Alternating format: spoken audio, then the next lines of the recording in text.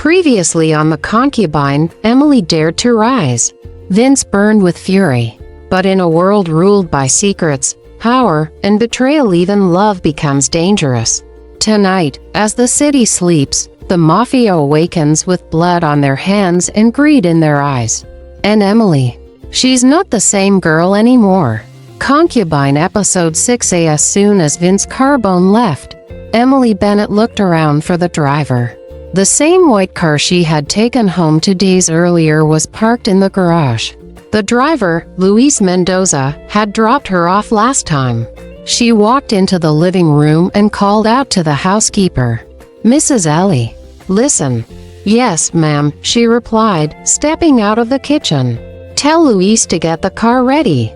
I need to go home." With an annoyed sigh, the housekeeper nodded and walked out. Emily intended to pick up her clothes and belongings from home.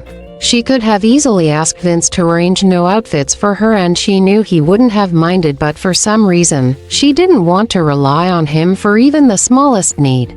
The housekeeper informed her the car was ready, and Emily headed outside. There wasn't much to prepare. She only had the one set of clothes she was wearing. Seeing her approach, the middle-aged driver opened the rear door.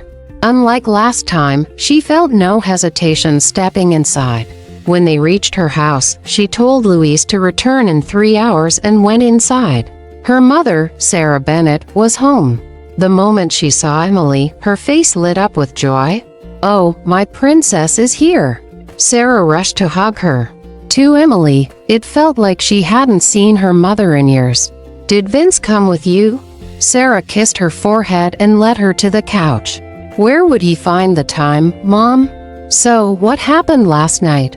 "He showed up here himself to collect the bride while you left with the staff." "Yeah. Well, that's just how important people are," Emily deflected deliberately. "Tell me the truth, sweetheart, are you happy? How was your night?" Emily avoided answering. "It was fine, but I asked you something." "Mom, marriages and contracts are different. Vince Carbone did me a favor by marrying me properly and preserving my dignity." Sarah sighed philosophically. "Then why cling to a rotten branch when you're falling from the sky?"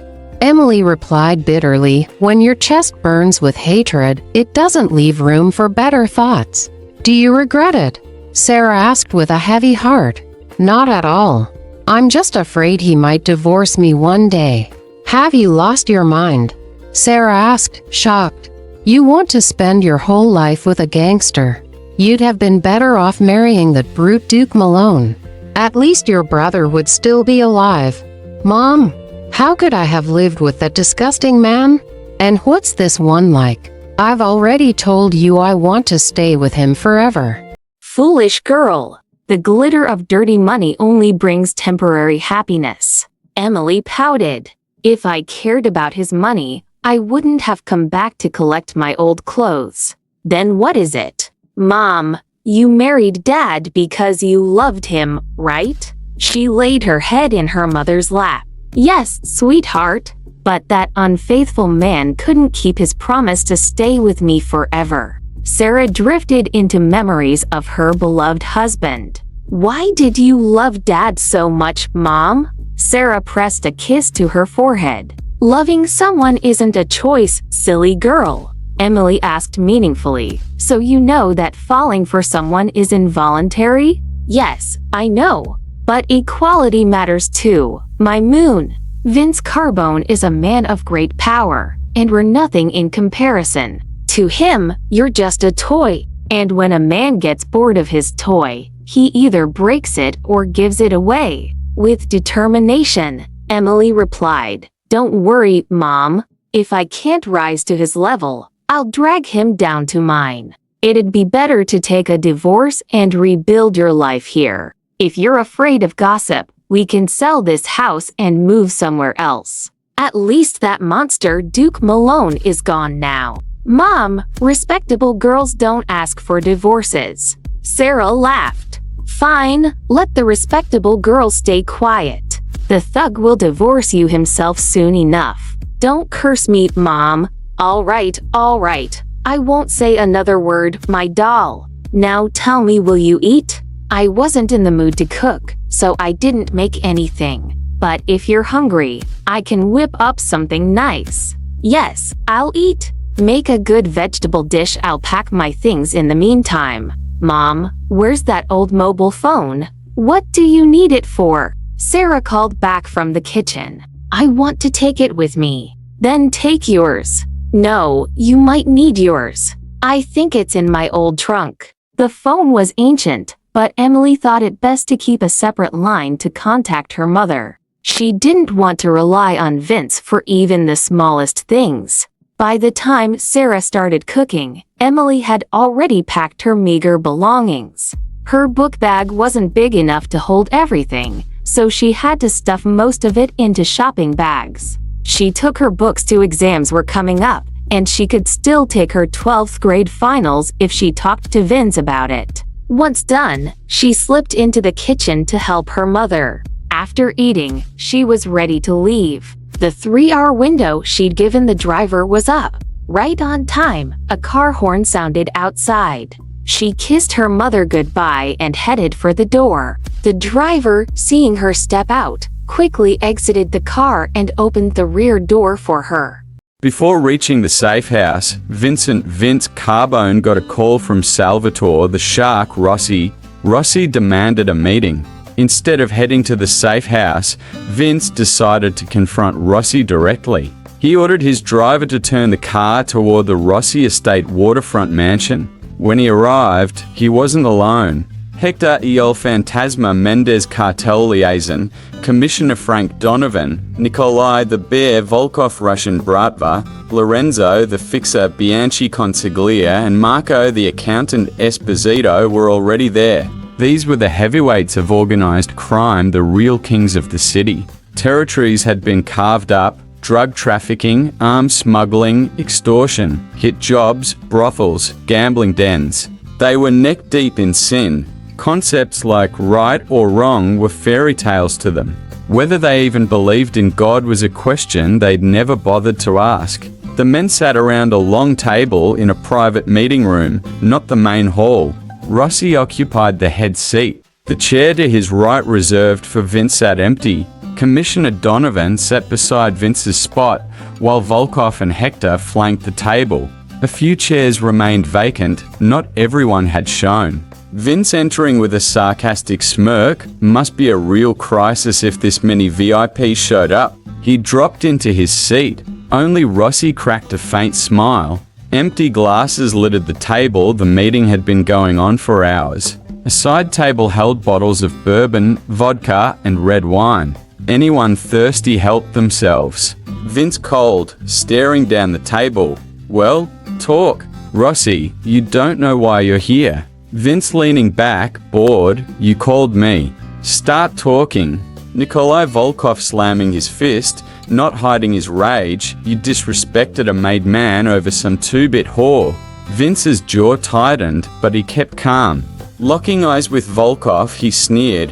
Heard you keep 2 trophy wives locked up. If someone snatched one, you'd probably hand over the other as a courtesy, huh? Volkov livid. Watch your mouth, Vince. Those are my wives. Vince mockingly, oh, my mistake. One's a wife, the other's a mistress, what's the difference?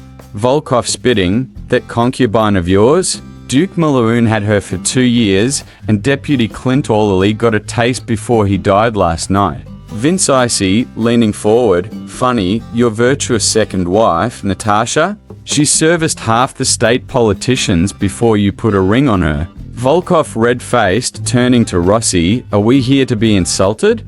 Rossi raising a hand. Vince, enough. Vince ignoring Rossi, glaring at Volkov, you insult my wife again, I'll rip your tongue out.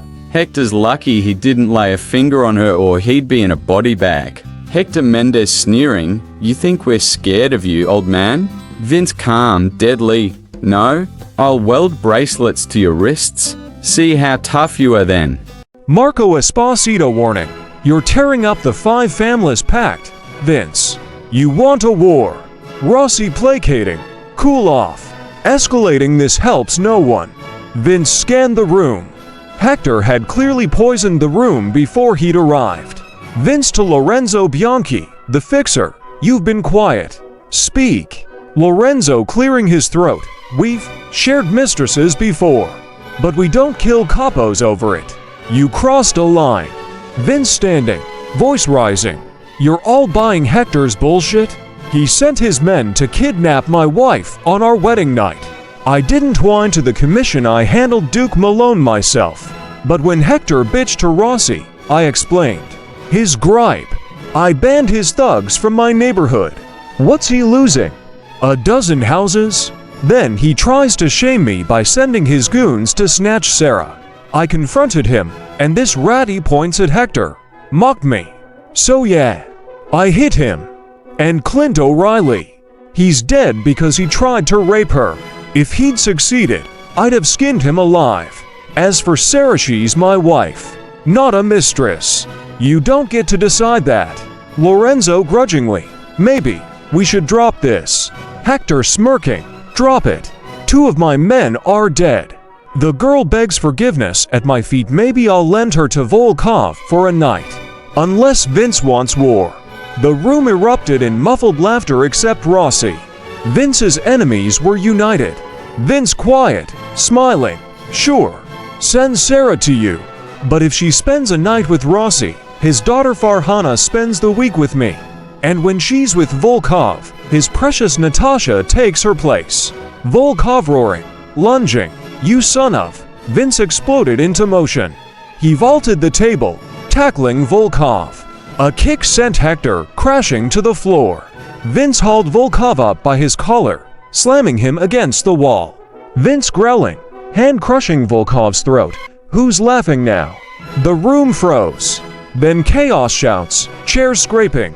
Rossi and Lorenzo pulled Vince off. Volkov gasped, face purple. Rossi yelling, Vince, stop. Vince threw Volkov to the floor and calmly dialed his phone. Vince into phone. Tell the crews, after 9 p.m. tonight, all territory lines are dead. Anyone blocks our moves, shoot them. He hung up. Rossi panicked. What the hell are you doing? Vince cold, walking out. Hector apologizes to my wife by 8 p.m. Or your 5 families burn. Scene, Rossi Estate waterfront mansion, syndicate meeting room. Commissioner Frank Donovan snorting as Vince leaves. Well, the cat's out of the bag. Lorenzo the Fixer Bianchi grim. This is on Hector. Hector El Fantasma Mendez defensive, snarling. We agreed before he got here the girl was supposed to beg my forgiveness. Why am I the villain now? Lorenzo bitter, because Rossi was supposed to deliver that message. And it was about an apology, not you betting her. Marco the accountant Esposito intervening. Enough. No infighting. Salvatore the shark Rossi rubbing his temples. This went sideways. We need to calm Vince down. Nikolai the bear Volkov scoffing. We're not scared of him. His crew can't take all of us. Lorenzo analyzing coldly. Stop talking like amateurs. He's not alone. Only 6 of the 5 families are here, the other 5 didn't bother showing. If Vince rallies them, we're outgunned. And his syndicate's already the largest. Commissioner Donovan sneering. That's why he's dreaming of ruling the underground. Lorenzo pointed, and we're handing him the excuse to try. His tone hints at reluctant respect for Vince. Volkov jealous, you're overestimating him, Lorenzo. Rossi firm, Lorenzo's right.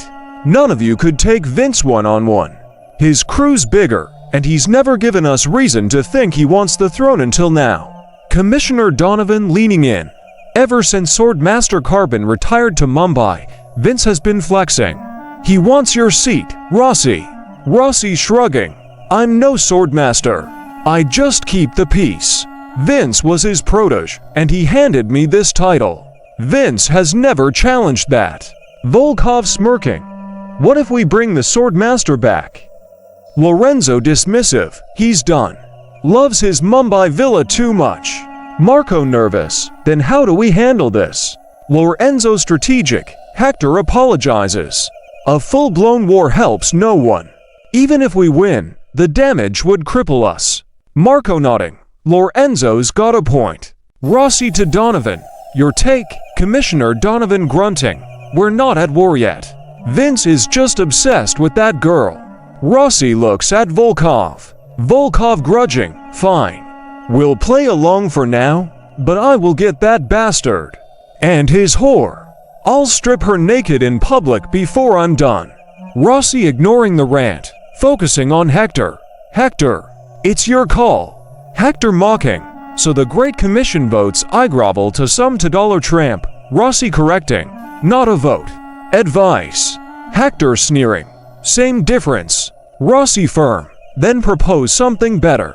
Or we prep for War C, whose crew's left standing by dawn. Hector teeth gritted. I won't let her go. Rossi cold.